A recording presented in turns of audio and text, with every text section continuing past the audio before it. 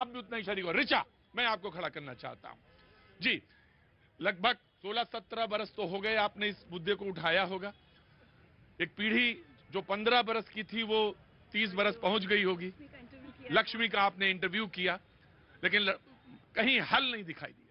बिल्कुल नहीं। 2007-8 से आज हम 15 साल बाद भी यही प्रतीक मुद्दा डिस्कस कर रहे हैं। और सबसे ज्यादा अफसोस की बात यही होती है जब हम बांट देते हैं, या हम पॉलिटिक्स में बांट देते हैं, या हम कास्ट में, रिलीजन में। हमें इस फोकस रहना पड़ेगा। और आज मैं इन सबसे पूछती हूँ, ये सब आज घर चले जाएंगे, ओटीटी पे शाम को कुछ बढ़िया शो देखेंगे, कितने लोग इस मुद्दे में को याद रखने वाले हैं? कल परसों नरसों जिस बच्ची के साथ हुआ, प्रतीक, मैंने इतनी बच्चियों का इंटरव्यू किया। एक तो माँ की गोदी में कुछ महीनों की थी, पिता ने माँ के ऊपर एसिड फेंका, माँ मर गई, पिता जेल, उस बच्ची ने पहले कई साल अस्पताल में, उसके बाद अनाथ आश्रम में। मंगेतर ने फेंक दिया, मामा चाचा के बेटे ने फेंक दिया, प्रॉपर्टी डिस्प्यूट में फेंक दिया। मतलब कितना सिंपल सोल्यूशन है। मैं आज सिर्फ एक सवाल उठा रही हूँ, हम में से कोई भी, प्रतीक, आप ना यहाँ पर चाय का एक ठेला नहीं लगा पाएंगे 4 दिन बिना हफ्ता दिए, नहीं लगा सकते। हम में से कोई आ जाएगा एक पुलिस वाला आपसे पूछने की कैसे लगा दिया, ये एसिड कैसे बिक रहा है। 8 साल की लंबी लड़ाई लड़ी थी लक्ष्मी ने। 2005 पर इन पे अटैक हुआ था। 2013 में रेगुलेशंस आए थे जिसमें एसिड सेल पर बैन लगा था, आईडी प्रूफ देने की बात हुई थी। कैसे लोगों को एसिड मिल रहा है? और सिर्फ एसिड नहीं, नशा करने वालों को सारे ड्रग्स मिल जाते हैं जिनको गवर्नमेंट बैन कर देती है। तो ये कौन है?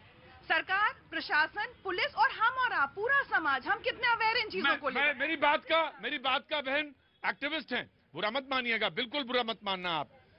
बिल्कुल उठाना आवाज, बिल्कुल जो हाशिए में खड़े लोग हैं उनकी आवाज जरूर पुरजोर से उठाई जानी चाहिए, लेकिन बांटना नहीं चाहिए हर चीज को खांचे में बांट के देखोगे तो मुश्किल में नजर आएगी। जी, मैं जानना चाहता हूं, जो ऋचा ने सवाल दिया, हु इज रिस्पॉन्सिबल, कैसे एसिड मिल जा रहा है?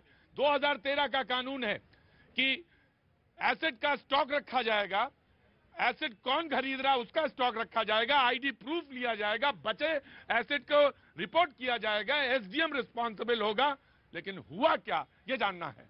देखिए प्रतीक जी, आज जब आपने डिबेट के लिए और मेरे भाजपा मुख्यालय से मेरे को फोन आया कि आज डिबेट में जाना है, तो मेरे लिए मुझे लग रहा था कि आज की डिबेट जिंदगी की बहुत सारी डिबेट जो हमने करी है उसमें अलग होगी। और मुझे जो यहाँ चित्र दिखा है, जो ये मातृत्व शक्ति के का सबसे बड़ा उदाहरण यहाँ बैठे हुए लोग हैं, जो हमारी बहनें हैं, मैं उनको नमन करूंगा और अपनी बात को आगे करूंगा। बिल्कुल आज पॉलिटिकल बातें नहीं करूंगा, लेकिन कुछ लोग, आप देखिए कि जब से ये मामला हुआ है, मैं विमेन कमीशन की चेयरमैन का नाम लेना नहीं चाहता। जिस तरीके से उनके बयान आ रहे हैं, वो बयान क्या जायज है?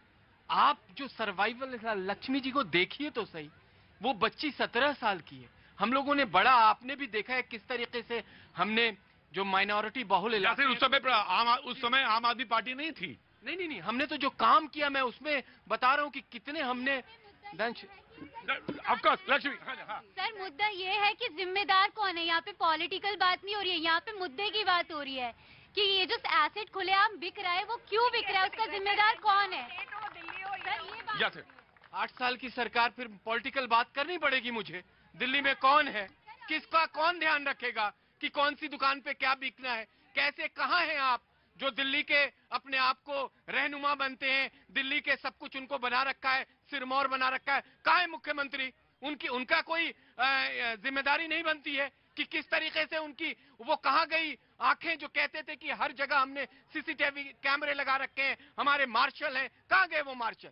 फिर सवाल पूछना पड़ेगा आम आदमी पार्टी। ऑफ कोर्स, हाँ भैया, हाँ जी सर, बाकी स्टेट में भी तो एसिड मिलते हैं सर। बिल्कुल, वहाँ भी तो सर विक्टिम है। 1000 मामले रिपोर्ट हो रहे हैं, 1000 मामले हो रहे हैं। ये सर सिर्फ न दिल्ली का ही नहीं है सर, बिहार में भी है, झारखंड में भी है, यूपी में भी है। बिल्कुल। मैं आम आदमी पार्टी के प्रवक्ता, ऑफकोर्स मैं आम आदमी पार्टी के प्रवक्ता से एक बार पूछूंगी, आपको जाहिर करना चाहिए। जी बोलिए।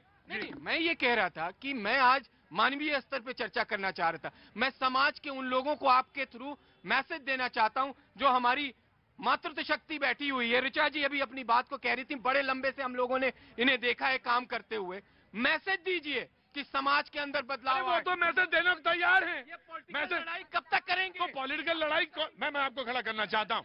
वो कह रहे हैं कि एसडीएम तो यहीं पे थे, वो तो रिपोर्ट कर रहे थे सरकार को, तो कैसे हो गया, एसिड कैसे बिका?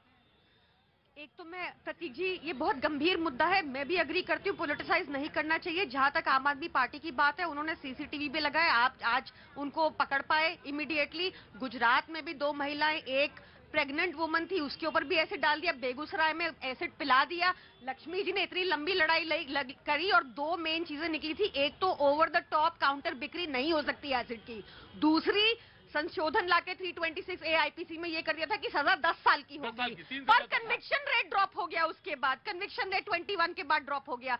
तो देखिए, जहां जिम्मेदारी है, अगर इनसे ओवर द टॉप काउंटर बिक्री नहीं बैन हो पा रही पूरी कंट्री में एसिड की, तो कम से कम महंगा कर दे। वो तो ये कर ही सकते हैं ना, 50 रुपए से नीचे का मिलता है, वो तो ये कर ही सकते हैं ना। महंगाई में तो इनकी आपको क्या लगता है, जो इंसान अगर किसी के ऊपर एसिड डालना चाहता है, तो 50 की जगह 100 का नहीं खरीद सकता क्या? जब लोग बड़े बड़े असले बारूद ब्लैक कर लेते, तो क्या एसिड नहीं कर सकता?